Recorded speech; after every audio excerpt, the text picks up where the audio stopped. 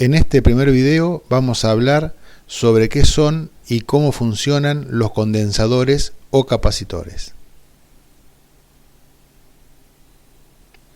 La primera pregunta que nos surge es ¿qué es un condensador? ¿De qué se trata? Un condensador eléctrico, también llamado capacitor, es un dispositivo pasivo que se utiliza con mucha frecuencia en electricidad y en electrónica. Es parte de nuestros circuitos. Tiene la capacidad de almacenar cargas eléctricas de una forma diferente quizás a la que se almacenan en una batería o en una pila. Sin embargo, conectado en un circuito se comporta de una forma bastante similar. Nosotros ya sabemos que en una pila, por ejemplo, las cargas se generan a partir de una reacción química. En el condensador, las cargas se almacenan en un campo eléctrico. Ahora vamos a ver cómo se produce este efecto.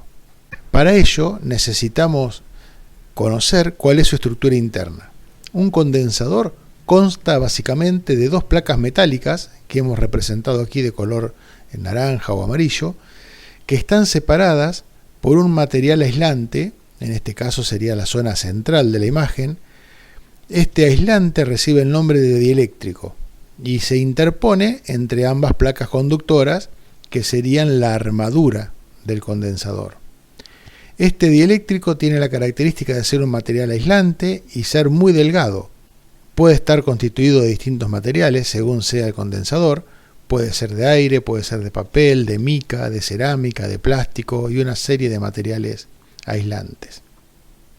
Este dieléctrico resuelve un problema que es el de mantener ambas placas metálicas separadas eléctricamente, sin embargo a una corta distancia una de otras. De alguna forma el condensador es un sándwich donde las tapas del mismo son las placas metálicas y el dieléctrico sería el relleno de ese sándwich. La presencia del dieléctrico permite que las placas metálicas almacenen una gran cantidad de cargas sin que ellas puedan atravesar este espacio y unirse con las cargas de signo contrario que estarían en la otra placa. La cantidad de cargas que se pueden almacenar en un condensador es muy superior si tenemos un dieléctrico presente que si el mismo no se encuentra. Cuando conectamos las placas metálicas del condensador a una fuente de energía, como por ejemplo puede ser una pila o una batería, mediante conductores, vamos a observar que se produce por esos conductores una corriente eléctrica que tiene las siguientes características. Desde el polo negativo de la batería o pila circulan electrones que se van almacenando en la placa superior del condensador. Y de la misma forma, los electrones que estaban presentes en la placa inferior circulan por el otro conductor y van al polo positivo de la pila. Esta circulación de cargas se produce a lo largo del tiempo, generalmente son tiempos muy cortos, pero se produce hasta que se llega al punto en el que la diferencia de tensión que hay entre la placa superior y la placa inferior es igual a la diferencia de tensión que existe entre los bornes de la pila o batería. En ese momento tendríamos una de las placas, en este caso la superior, cargada negativamente y la otra, en este caso la inferior, cargada positivamente. Recuerden que estas cargas positivas son en realidad un defecto o una ausencia de electrones. Son los electrones que circularon por este conductor y fueron a parar al polo positivo de la batería o pila. En este punto podemos decir que el condensador está cargado.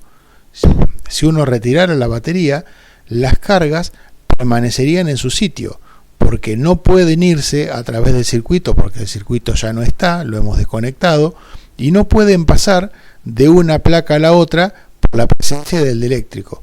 En estas condiciones, la energía que hemos almacenado en el condensador puede permanecer, en teoría, por un tiempo muy largo.